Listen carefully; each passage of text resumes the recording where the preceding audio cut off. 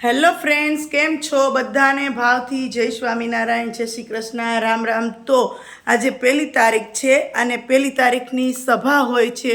તો હું જઈ રહી છું સભામાં અને મને ઓમભાઈ મૂકવા આવી રહ્યા છે, કારણ કે હવે અમે થોડા દૂર વયા ગયા છીએ એટલે ઓમભાઈ મૂકી જશે અને પછી આજનો મસ્ત મસ્ત કાર્યક્રમ છે. તો આખો વ્લોગ જોજો, વિડીયોને લાઈક કરજો અને ચેનલને સબસ્ક્રાઈબ કરજો. સારું, ચાલો. તો હું પહોંચી ગઈ છું મંદિરે અને મંદિરે સભા ચાલુ થઈ ગઈ છે. તો ફટાફટથી ભગવાનના દર્શન કરી અને બેસી જાય એ સભામાં, બરોબર છે? તો સારું, ચાલો. આજે હું સભામાં ફરી 1 તારીખની સભામાં મહિલા મંદિરે આવી ગઈ છું અને અહીંયા ઘણા જ હરિભક્ત બહેનો આવી ગયા છે અને બધા ધૂન કીર્તન પૂરા થઈ ગયા છે અને હવે કથા શરૂ થઈ ગઈ છે. આજે એક ખાસ દિવસ છે કે આજે કથા વહેલી પૂરી કરી દેવાની છે અને આજે અમારે જવાનું છે જવાહર રોડ ઉપર જે સ્વામિનારાયણ મંદિર આવેલું છે ત્યાં આજે સભા છે. તો ત્યાં જવાના છે ને ત્યાં કોની સભા છે ને એ હું કહીશ, પણ એના માટે તમે જોતા રહેજો આખો વ્લોગ્સ અને વિડીયોને લાઈક કરજો અને શેર કરજો. તો આજે એક નવી ખાસ વાત છે કે સરસ મજાના હેતાળા ઘનશ્યામ મહારાજનો આજે અન્નકોટ રાખેલો છે.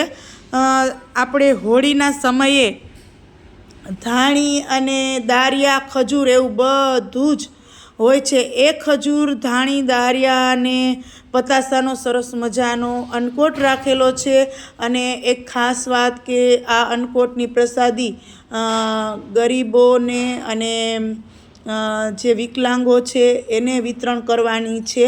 એટલે બધા જ હરિભક્ત બહેનો પોતપોતાની ઘરેથી યથાશક્તિ પ્રમાણે ખજૂર, ધાણી, પતાસા એવું બધું લાવ્યા ને પછી આજે વહેલી સભા પૂરી કરવાની હતી એટલે ફટાફટથી અમે લોકો નીચે ઉતરી ગયા પ્રસાદ લેવા માટે. અમારે પ્રસાદ નહોતો લેવો, પણ સાંખ્યોગી માતાઓ કે પ્રસાદ લઈને જ જાજો, પછી મોટા મંદિરે જાજો અને પછી પાછો ત્યાં પ્રસાદ લેજો. એટલે આજે સરસ મજાના ખમણ ઢોકળા અને સરસ મજાની ચટણી છે. તો બધાએ થોડો થોડો પ્રસાદ લીધો અને ત્યાં એટલી વારમાં વસંત આવી ગયા અને અમે નીકળી ગયા મોટા મંદિરે જવા માટે. મોટા મંદિરે પહોંચી ગયા તો ત્યાં ઘણી સંખ્યામાં લોકો આવી ગયા હતા અને અમને એમ હતું કે અમે આરતીમાં નહીં પહોંચીએ, પણ નહીં, અમે તો ટાઈમસર પહોંચી ગયા. એટલે અમને ફટાફટથી જલ્દીથી મંદિરમાં ગયા અને મેં તો પૂછ્યું કે આરતી થઈ? તો એ કે ના, હવે આરતીનો સમય થોડોક બદલી ગયો છે.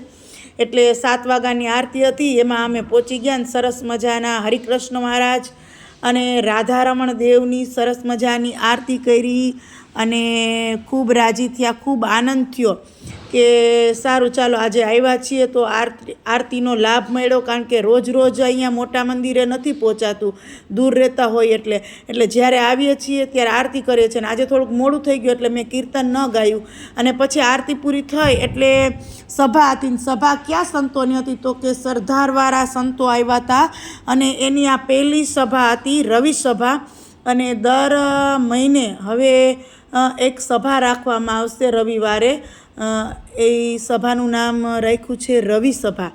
એટલે દર મહિનાના પહેલો રવિવાર હોય કે એ ખ્યાલ હજી નથી, પણ એક રવિવારે રવિ સભા હશે. અને સંતોને એમ હતું કે આજે બહુ સંખ્યા નહીં થાય, પણ 1000થી પણ ઉપર પહેલે જ દિવસે સંખ્યા થઈ ગઈ. સંતો ખૂબ રાજી થયા કે ભરી સભામાં સંતોએ કીધું કે આવી સરસ મજાની તમારા બધાની ભક્તિ, સાથ સહકાર હશે અને સિદ્ધેશ્વર મહાદેવ અને રાધારમણ દેવની કૃપા હશે ને તો 6 મહિનામાં આપણે અહીંયા રવિ સભામાં 2000 માણસો આવી જશે સભા કરવા. અને ખરેખર થઈ જશે, કારણ કે ઘણી સંખ્યામાં આજે પહેલો દિવસ હતો તોય ભક્તો હતા. એટલે ખૂબ સરસ મજાની આજે કથા કરી સરદારવાળા સંતોએ અને એટલા સરસ શબ્દો હતા કે એક શબ્દ મનમાં ઉતરી જાય એવા. એટલે સંતોએ કીધું કે સભા ભલે કરો છો પણ આજે બધાને પ્રસાદી લઈને જ જવાનું છે.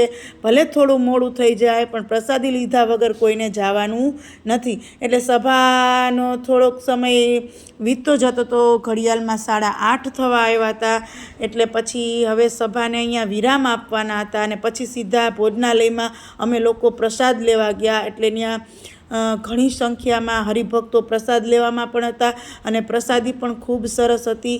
આજની પ્રસાદી હતી કઢી, ખીચડી, ખમણ ઢોકળા, ગાંઠિયા, ગુંદી, રોટલી બહુ સરસ પ્રસાદી હોય છે ગમે ત્યારે તમે જાઓ ત્યારે. તો આજનો દિવસ તો અમારો એટલો સફળ રહ્યો.